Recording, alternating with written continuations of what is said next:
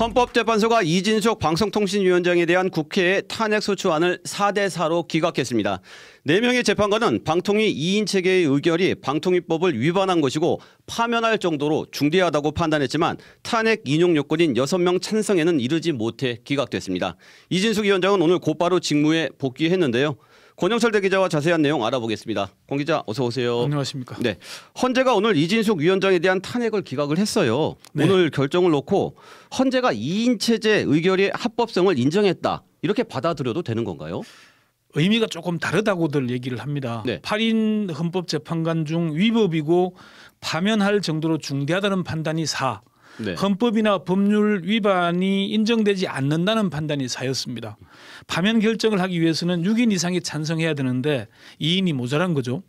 전직 한 헌법재판관은 5인의 방통위 상임위원 중 2인만으로 의결한 게 위법이 아니라는 결정이 나왔다고 해서 그걸 합법이라고 하거나 네. 앞으로 2인 체제의 의결을 마음대로 해도 된다는 의미로 해석해서는 안 된다고 얘기를 했고요. 네. 그는 방통위가 2인 체제에서 중대한 결정을 계속할 경우 국회가 다시 탄핵 소추할 수도 있고 사안에 따라서는 파면이 인용될 가능성이 없는 건 아니라고 본다 이렇게 전망을 했습니다. 그런데 이진숙 위원장은 네. 앞으로도 2인 체제에서 직무 수행을 계속하겠다 이렇게 이야기를 했어요. 그렇습니다. 이진숙 위원장의 입장 들어보시죠. 국회에서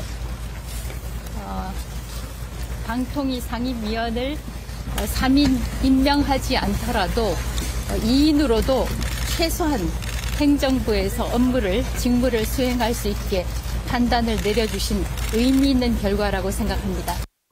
이진숙 위원장의 말은 헌재에서 2인 체제의 의결이 적법하다고 정리해 준 것이라는 입장을 밝힌 건데요. 그러네요. 물론 이진숙 위원장 의견과 달리 법원에서는 2인 체제의 의결의 부당성을 인정하는 판결이 잇따르고 있고 학계에서도 2인 체제 의결의 불법성을 주장하는 의견이 나오고 있습니다. 네.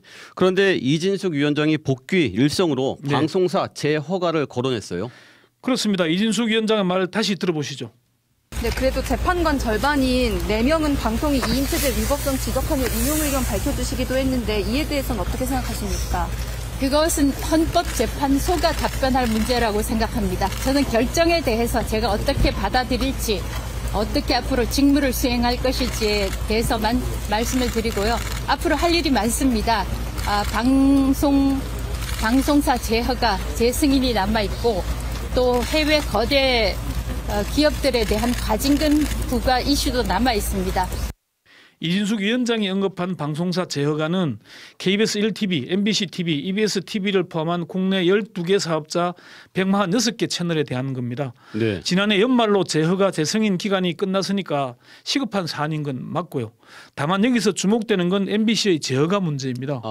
MBC의 재허가에 차질이 예상된다는 건가요? 방통위의 가장 큰 이슈가 MBC 재허가 문제가 될 거다 이런 전망들이 나오고 있습니다. 네. 재허가를 위해서는 심사위원회를 구성해야 되는데 심사위원 구성에서부터 위원장의 영향력이 개입될 여지가 있습니다. 또 재허가가 어떻게 진행될지 지켜봐야 하겠지만 이진숙 위원장이 청문회에서부터 MBC 편향성 해소를 주장해온 만큼 앞으로 쟁점이 될 걸로 보입니다.